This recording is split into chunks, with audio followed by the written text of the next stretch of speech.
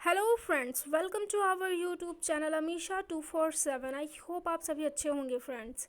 जैसा कि आप सभी लोग को पता है कि मैं हर दिन झारखंड जीके जीएस से रिलेटेड 2-3 वीडियो हर दिन अपलोड कर रही हूँ। झारखंड में भी तमाम एग्ज़ाम होने वाले, जैसे जेपीएससी होने वाले हैं, सीजीएल होने वाले हैं, एसआई होने वाले हैं, उत्पाद सिपाही होने वाले हैं, या फिर झारखंड के अन्य एग्ज़ाम होने वाले हैं।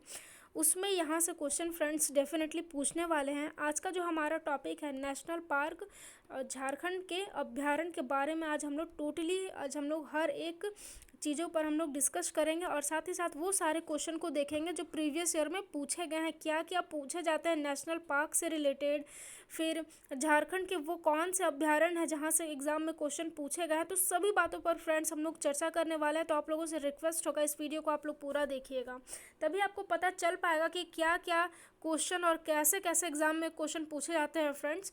और साथ ही साथ कुछ करंट के भी पॉइंट मैं अपडेट करूँगी, आपको बताऊँगी कि क्या अभी करंट में कुछ चीज़ें चेंजेस हुई हैं। तो रिक्वेस्ट है फ्रेंड, आप लोग इस वीडियो को पूरा देखिएगा। तो चलिए हम लोग वीडियो को शुरू करते हैं। राष्ट्रीय उद्यान और नेशनल पार्क, आज हम लोग पढ़ने वाले हैं राष्ट्रीय उद्यान और झारखंड के तमाम अभ्यारण्य के बारे में। तो दो चीज़ मैं यहाँ आपको बताना चाहूँगी पहले, कि एक है राष्ट्रीय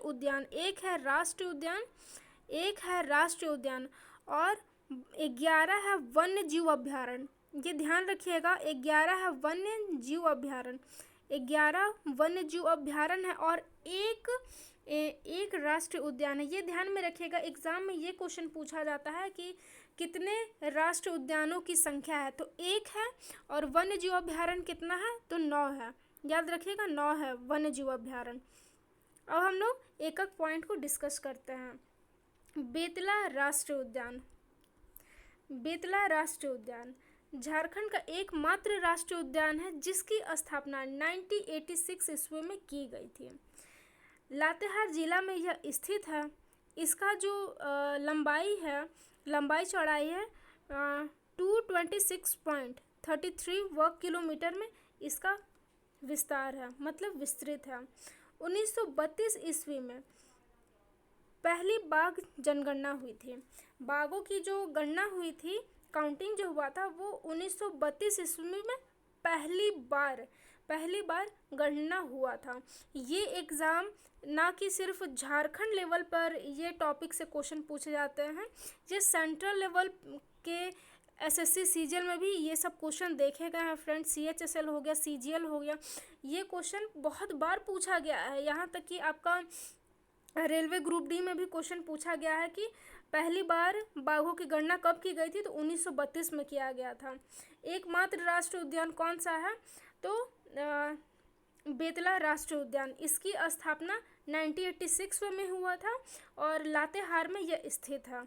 तो ये सारे क्वेश्चन पूछे गए थे। सबसे ज़्यादा जो इसमें इम्पॉर्टेंट है, 3 चीज़ है। एक तो इसकी स्थापना कब हुई थी, तो 1986 में इसकी स्थापना हुई थी, 1986 में इसकी स्थापना हुई थी, और 1932 में विश्व की पहली गणना हुई थी। एक बात मैं आपको यहाँ ये बताना चाहूँगी कि अभी हाल ही में एक रिपोर्ट आया है, उस रिपोर्ट में अभी बाघों का नया, जैसे कि 50 साल पूरे हो गए हैं प्रोजेक्ट टाइगर के, तो 50 साल पूरे होने पर जो रिपोर्ट अभी प्रकाशित हुआ है, उसमें बाघों की कुल जो संख्या, अभी करंट अपडेट है फ्रेंड्स, करंट अपडेट है, 3167 बाघों की जनसंख्या है। टोटल अभी जो बाघों की जनसंख्या है वो इतनी है फ्रेंड्स। अभी करंट का अपडेट है, आप लोग अपडेटेड रहिए इस चीज़ से। चलिए अब हम लोग बढ़ते हैं आगे।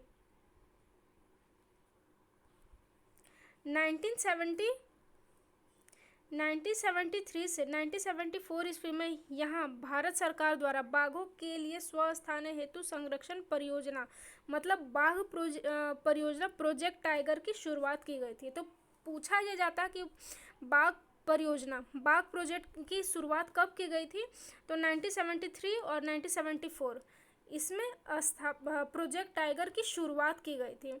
अभी प्रोजेक्ट टाइगर में बाघों की जो संख्या का जो भी न्यू अपडेटेड रिपोर्ट है, 3167 है बाघों का रिपोर्ट। तो ये आप बिल्कुल याद रखिएगा, 3167 बिल्कुल अपडेटेड रिपोर्ट है फ्रेंड्स। एग्ज़ाम में बहुत बार पूछा जाता है बाघों की संख्या को लेकर कि वृद्धि हुई या नहीं हुआ, या क्या हुआ, कितना संख्या, इस तरह से क्वेश्चन पूछा जाता है। अब हम लोग बात करते हैं कि बेतला का फुल फॉर्म क्या होता है। बेतला का फुल फॉर्म क्या होता है? BETLA। बेतला का फुल फॉर्म क्या होता है? तो bison, elephant, tiger, leopard, axis axis. इसको याद रखिएगा, बेतला का फुल फॉर्म क्या होता है? Bison, elephant, tiger, leopard, axis axis. तो इसको आप याद रखिएगा।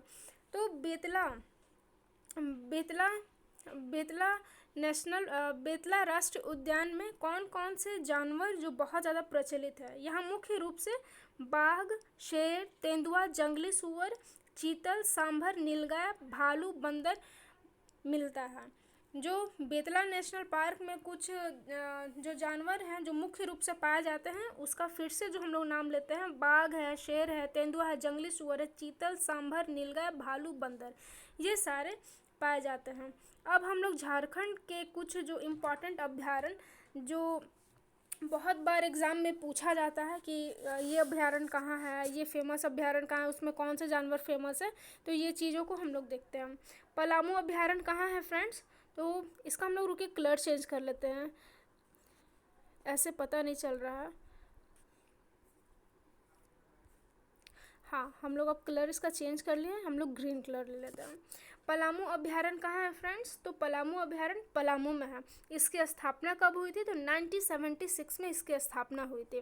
पलामू अभ्यारण्य में कौन से मुख्य जानवर मिलते हैं जो बहुत ज़्यादा फेमस है? तो हाथी और सांभर मिलता है। पलामू अभ्यारण्य कितने किलो वर्ग मीटर में विस्तृत है? तो 752.94 किलोमीटर स्क्वायर में इसका विस्तृत है। फिर से हम लोग देखेंगे पलामू अभ्यारण्य कहाँ है? तो पलामू में है। स्थापना इसकी कब हुई थी? तो 1976 में। इसमें प्रमुख जो जानवर हैं हाथी और सांभर है। 752.94 किलोमीटर स्क्वायर में ये विस्तृत है। अब हम लोग दूसरे देखते हैं, दूसरे अभ्यारण्य को। हजारीबाग अभ्यारण्य में कौन सा हजारीबाग अभ्यारण्य कहाँ पर है? तो हजारीबाग में। इसकी स्थापना कब हुई थी? तो 1976 में हुई थी। इसमें प्रमुख जो जानवर होते हैं वो कौन से हैं? तो तेंदुआ, हिरन और सांभर है। तीन जो प्रमुख जानवर हैं, तेंदुआ, हिरन, सांभर। इसका वर्ग किलोमीटर कितना है? 186.52 किलोमीटर स्क्वायर में ये विस्तृत है। अब हम लोग देखते हैं महुआ टाड़ भेड़िया अभ्यारण्य कहाँ है फ्रेंड्स? महुआ टाड़ भेड़िया अभ्यारण्य तो लातेहार में है। इसकी स्थापना कब हुई थी? 1976 में स्थापना हुआ था। भेड़िया हिरन के लिए ये महुआ टाड़ भेड़िया अभ्यारण्य प्रसिद्ध है। इसका कितना वर्ग किलोमीटर में विस्तृत है? तो 63.52 किलोमीटर स्क्वायर में ये विस्तृत है। तो महुआ टाड़ भेड़िया अभ्यारण्य लातेहार में है। इसकी स्थापना 1976 में हुआ था और यहाँ भेड़िया हिरन पाया जाता है और इसका जो विस्तृत है 63.25 किलोमीटर स्क्वायर में ये फैला हुआ है। अब हम लोग देखते हैं दालमा अभ्यारण्य कहाँ है? तो पूर्वी सिंहभूम में इसकी स्थापना 1976 में हुई थी। हाथी, तेंदुआ, हिरन यहाँ पाए जाते हैं। 193.22 किलोमीटर स्क्वायर में ये दालमा अभ्यारण्य फेमस है। तोपचाची अभ्यारण्य कहाँ है? तो धनबाद में है। इसकी स्थापना 1976 में हुआ था। तेंदुआ, हिरन, जंगली भालू यहाँ पाए जाते हैं। 12.82 किलोमीटर स्क्वायर में तोपचाची अभ्यारण्य है। 12.82 किलोमीटर में तोपचाची अभ्यारण्य फेमस है। लावालौंग अभ्यारण्य कहाँ है? तो चतरा में। इसकी स्थापना 1978 में हुआ था। बाघ, तेंदुआ, नीलगाय, हिरन यहाँ पाए जाते हैं। इसके जो लंबाई चौड़ाई है लावालौंग अभ्यारण्य का 211 वर्ग किलोमीटर में ये फैला हुआ है। 211 किलोमीटर में ये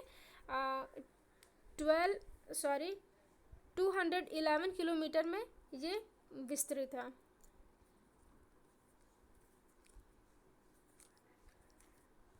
अब हम लोग देखते हैं पारसनाथ अभ्यारण्य कहाँ है? तो गिरिडीह में। इसकी स्थापना 1984 में हुआ था। तेंदुआ, सांभर, हिरन, नीलगाय पारसनाथ अभ्यारण्य में पाए जाते हैं। 49.33 किलोमीटर में पारसनाथ अभ्यारण्य का विस्तार है। फिर से हम लोग इसको रिकॉल करते हैं फ्रेंड्स।